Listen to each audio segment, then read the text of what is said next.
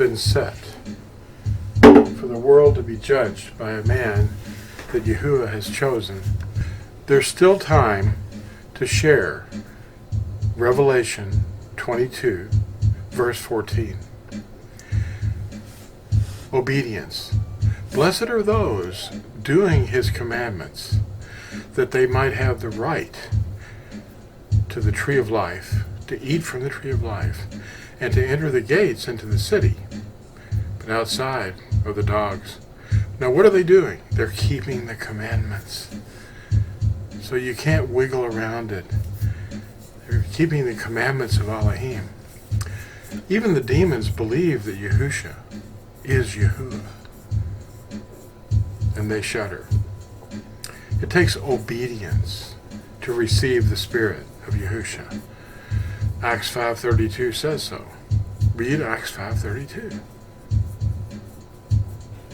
Malachi 4, 1 through 6 was followed by 400 years of silence. It's like a ringing in your ears, but you don't hear it being read. You don't hear Revelation 22:14 in the circuses, and you don't hear Malachi 4, 1 through 6 in the circuses, and you don't hear anybody teaching what Acts 5:32 is saying.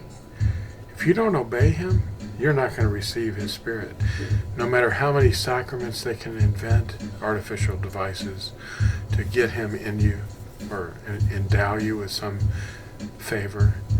The only favor that you're going to get is from Yahusha, and he will not give his spirit to you unless you obey him. The Natsarim, the first Natsarim that were on the earth, were told to go and teach all mankind to obey everything they were commanded to obey. He wasn't talking to Christians. Yahusha is not a Christian. The first Natsarim are not Christians. Find out what the etymology of the word Christian is. They were first called Christians at Antioch. That doesn't mean they called themselves that. That term was a term of scorn, and it meant a retarded person. That's the equivalent of it. And it turned into our word, Cretan. If you look up the word Cretan, and the etymological source is the same word that we hear everyone calling themselves, Christianos. Malachi 4 has a message for all the inhabitants of earth, but only one out of maybe 1,000 actually understand what it actually says. Read Acts 17. Read Malachi 4, 1 through 6, and read Revelation 22:14.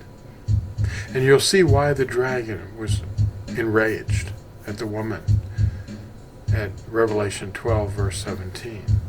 They were obeying the commandments and holding to the testimony of Yahusha. Thanks for watching. And remember, Baruch haba b'shem Yahuwah, here at the bottom of the screen. Google that and find out what it means. It'll change you. Thanks for watching. Bye.